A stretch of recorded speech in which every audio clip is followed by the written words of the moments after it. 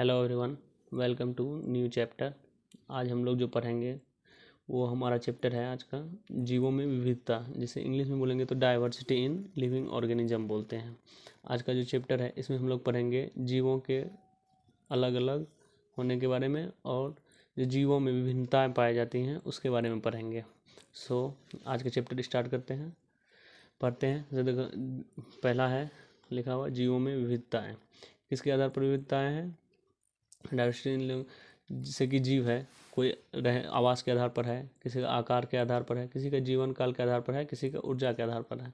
इस तरह से क्या होता है, जीव जो होता है वो एक दूसरे से भिन्न भिन्न होते हैं। तो इसी को बांटने का जो प्रक्रिया है उसके बारे में आज हम लोग पढ़ेंगे।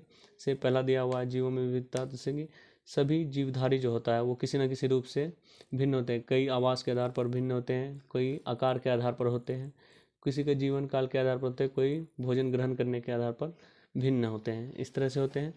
तो अगला जो टॉपिक है हमारा है टेक्सोनोमी। और टेक्सोनोमी जो है ये जो जीवों का बायोडाइवर्सिटी जो है उसको जो अलग अलग वर्गीकरण किया गया है उसका एक पहला ही टॉपिक है। तो टेक्सोनोमी में है क्या, यह जीव विज्ञान का वह भाग है, मतलब वह ब्रांच है जिसमें हम लोग जीव का नाम, पहचान, उसके बाद वर्गीकरण करते हैं। इसको ये जो है ये टेक्सोनोमी में आते हैं। तो टेक्सोनोमी जो वर्ड है उसका जो जनक था वो कॉर्लिनियस था। कॉर्लिनियस ने टेक्सोनोमी का वर्ड को दिया था। नेक्स्ट टॉपिक है हमारा वर्गीकरण यानी क्लासिफिकेशन। तो वर्गीकरण जो होता है वो अलग अलग तरीके से किया गया है। जैसे सभी जीवों उनके नाम, समान और विभिन्न गुणों के आधार पर बांटना वर्गीकरण कहलाता है। जैसे जितने भी जीव हैं उन सभी को समान और विभिन्न गुणों के आधार पर बांटा गया अलग अलग, उसी को वर्गीकरण कहते हैं, जिसे क्लासिफिकेशन कहते हैं। अब ये जो क्लासिफिकेशन है ये है पहला नाम के आधार पर किया गया है, नोमेनक्लेचर इसके बोलते हैं। से विभिन्न देशों में विभिन्न नामों से जंतुओं को बुलाया जाता है, जिससे परेशानी होती है, इसीलिए द्विनाम पद्धति कॉर्लिनियस द्वारा दी गई थी, जिसे टेक्सोनोमी बोलते हैं। जीव वैज्ञानिक नाम लिखते समय निम्नलिखित बातों का ध्यान रखा जाता है। जैसे कि अब इंडिया में जैसे हम लोग अपने भाषा में आम बोलते हैं, तो दूसरे जो देश हैं वहाँ आम नहीं बोला जाता, मैंगो बोला जाता है। फिर और भी कोई देश होगा वहाँ कोई और नाम बोला जाएगा। इस तरह से अलग अलग रीजन में अलग अलग नाम बोला जाएगा, लेकिन वस्तु एक ही है। तो उस वस्तु को जो पहचानने में दिक्कत ना हो, इसीलिए वैज्ञानिक क्या किया है, एक वैज्ञानिक नाम दिया है, साइंटिफिक नेम जिसे बोलते हैं। तो जैसे कि मैंगो है, कहीं मैंगो बोला जाता है, कहीं आम बोला जाता है। इसी तरह से कहीं और भी दूसरा नाम बोला जाएगा, से उसका साइंटिफिक नेम जो है वो है मैंगीज फेरा है। इस तरह से नाम के आधार पर नोमेनक्लेचर हुआ। उसके बाद नोमेनक्लेचर में क्या क्या ध्यान रखा जाता है, पहला नंबर है जीनस। जीनस को ध्यान रखता है। जीनस जो होता है नाम जाति से पहले लिखा जाता है, जीनस को जाति से पहले लिखा जाता है। उसके बाद जीनस का जो पहला अक्षर होता है वो हमेशा बड़ा होता है। ये ऑब्जेक्टिव में आ सकता है। जीनस का जो हमेशा पहला अक्षर जो होता है वो हमेशा बड़ा होता है, और स्पेसिस का जो नाम होता है वो हमेशा स्मॉल अल्फ़ाबेट लेटर में होता है। तो आसानी से पहचान सकते हैं स्पेसिस और जीनस को। जीनस हमेशा बड़े अक्षर में और स्पेसिस जो होता है वो हमेशा स्मॉल अल्फ़ाबेट में होते हैं। छपे हुए रूप में जीनस, जाति हमेशा इटैलिक में लिखे जाते हैं। इटैलिक जो लेटर होते हैं उसमें लिखे जाते हैं, और लिखते समय जीनस, जाति को अलग अलग रेखांकित किया जाता है। ये हो गया। नेक्स्ट टॉपिक है हमारा, उदाहरण के लिए दिया हुआ है, जैसे मनुष्य है, ये नाम है मनुष्य। अब अंग्रेजी में इसको बोलेंगे तो ह्यूमन बोलेंगे। अब कहीं और भी से कोई और वर्ड से बोला जाएगा, लेकिन जब भी हम लोग बोलेंगे साइंटिफिक नेम में तो होमो स्पेनिस बोला जाता है। ये हो गया जीनस और ये हो गया स्पेसिस। जीनस का हमेशा पहला वर्ड जो होता है वो होता है बड़ा अक्षर में लिखा जाता है, और उसका स्पेसिस का जो होता है वो हमेशा स्मॉल अल्फ़ाबेट लेटर में लिखा जाता है।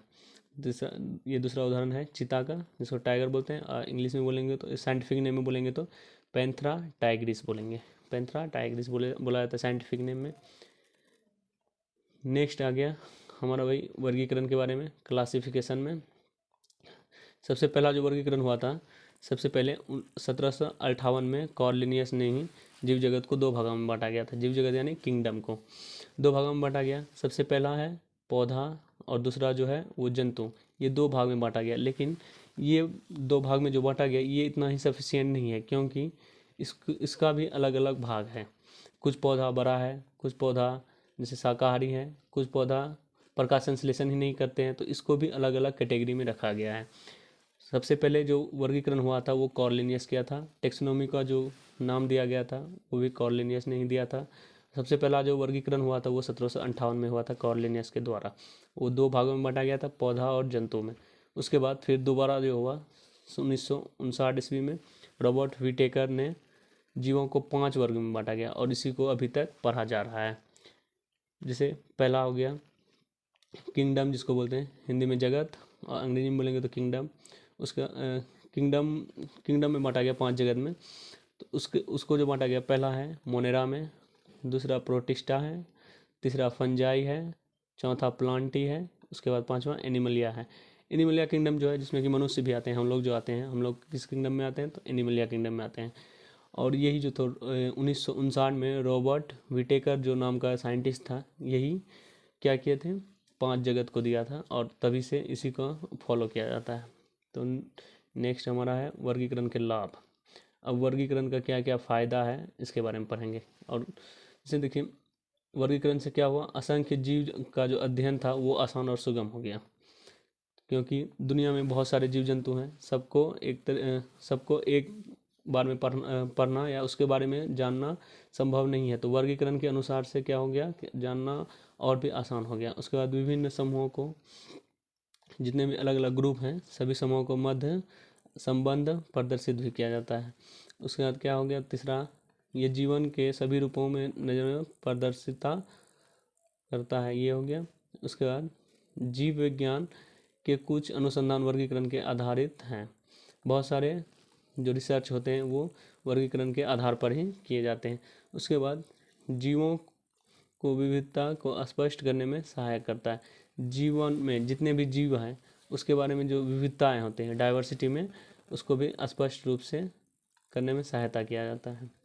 नेक्स्ट हमारा है वर्गीकरण को लिखने के लिए प्रारूप का प्रयोग किया जाता है, जिससे वर्गीकरण का पदाक्रमांक कहते हैं, जिस क्रमांक में लिखा जाता है, वर्गीकरण किया जाता है जिस क्रमांक में, वो लिखा हुआ है। जैसे सबसे पहले किंगडम होता है, सबसे पहले किसी भी जंतु के बारे में पढ़ेंगे तो किंगडम में पढ़ेंगे।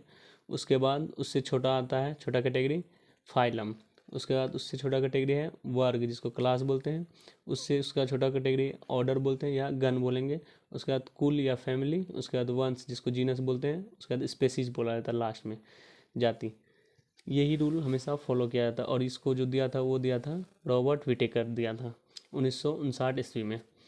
उसके बाद 5 जगत जो है वर्गीकरण के प्रमुख रूप में से करने के आधार पर ध्यान रखा गया कुछ इस तरह से। जैसे कोशिका के आधार पर, कोशिका के प्रकार के आधार पर हम जानते हैं, कोशिका वाला चैप्टर में जो पढ़े थे, कोशिका 2 प्रकार के होते हैं, एक प्रोकैरियोट होते हैं और दूसरा यूकैरियोट। यूकैरियोट डेवलप सेल होते हैं, प्रोकैरियोट अनडेवलप सेल होते हैं। इसके आधार पर बांटा गया। शरीर के संरचना के आधार पर एक कोशिकीय जीव और बहुकोशिकीय जीव। एक कोशिकीय जीव जो होता है यूनिसेलुलर बोलते हैं उसको, और 2 बहुकोशिकीय जो होते हैं उसको मल्टीसेलुलर बोला जाता है। ये इस आधार पर शरीर की संरचना के आधार पर भी बांटा गया। उसके बाद भोजन प्राप्त करने के आधार पर ऑटोट्रोफस और हेटेरोट्रोफस, जिसको स्वपोषण बोलते हैं और परपोषी बोलते हैं। जैसे हम लोग परपोषी हो गए, उसके बाद और स्वपोषी जैसे कि पेड़ पौधे हो गए वो स्वपोषी हो गए। इस आधार पर बांटा गया है। उसके बाद ये जो है डायग्राम है पूरा, उसका दिया हुआ है तीनों किंगडम के बारे में। जैसे कि कोशिका के आधार पर पहला लक्षण कोशिका के आधार पर प्रोकैरियोट है मोनेरा। मोनेरा जो किंगडम है वो प्रोकैरियोट है। प्रोटिस्टा है यूकैरियोट। उसके बाद फंजाई में यूकैरियोटिक आते हैं, प्लांटी में यूकैरियोटिक और एनिमलिया में यूकैरियोटिक। तो ये हमेशा याद करने वाला है। जैसे कि मोनेरा किंगडम है उनमें जो रखा गया है केवल प्रोकैरियोट जीव जो है एक कोशिकीय अनडेवलप्ड सेल जो है उसी को रखा गया मोनेरा में।